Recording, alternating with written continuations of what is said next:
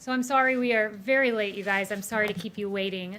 I was working with the president on something, and he wanted me to hand this out to you all, and I have it here, so I want to read it to the American public directly from the president.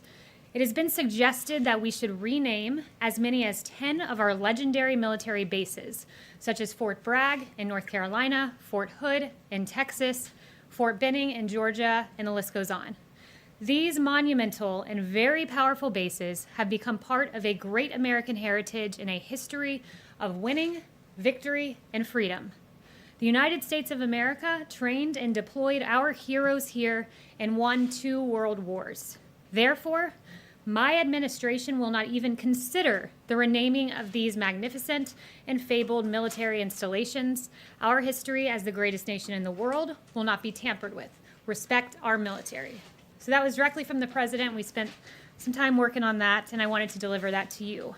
Also, I wanted to take us through a few other things relating to the coronavirus. First, the coronavirus task force briefing was held yesterday. I was in it, and there was some very good news that I'd like to share with you. I don't know if you all saw, there were 2 studies that came out, very strong studies in the journal Nature.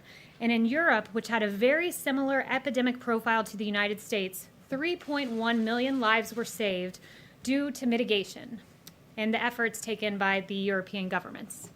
And as Dr. Birx noted to me, she sent this to me just before I walked out here, she said it suggests that the United States also prevented over 3 million deaths, thanks to the efforts of President Trump and the American people.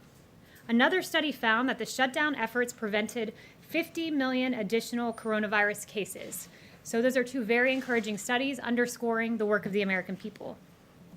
Also, the Washington Post noted that these 2 reports use completely different methods to reach similar conclusions. They suggest that the aggressive and unprecedented shutdowns were effective at halting the exponential spread of the novel coronavirus. So thank you, Washington Post, for that good reporting.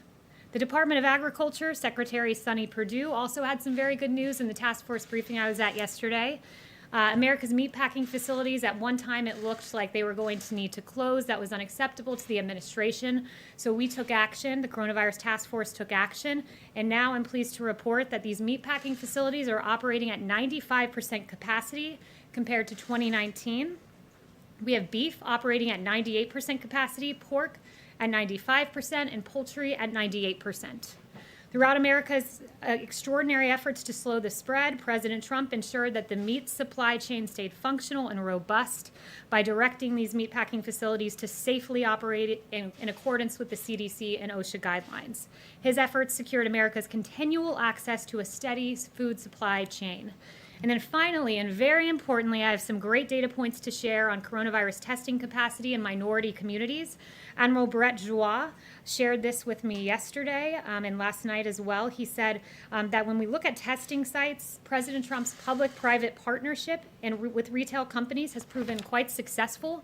Testing sites are operating in 49 states, with 70% of these sites located in communities with moderate to high social vulnerabilities. And social vulnerability takes into account race, ethnicity, housing and economics, language barriers, and other factors.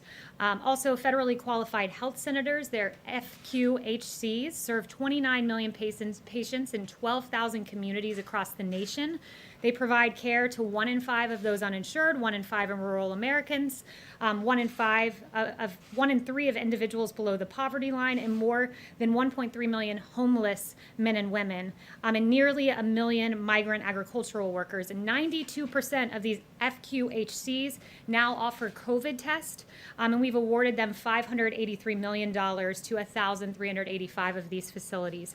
And finally, I promised my last announcement. The HHS Office of Minority Health issued a competitive funding opportunity to build a strategic network of national, state, territory, tribal, local, and community-based organizations that deliver vital health information and support linkages to services for racial and ethnic minorities.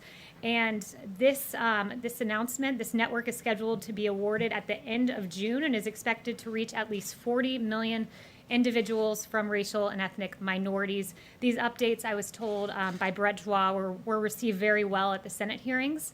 And we thank the Vice President, Mike Pence, for doing an amazing job leading our coronavirus task force, and to President Trump, who has led in bringing America through the coronavirus pandemic. And with that, I'll take questions.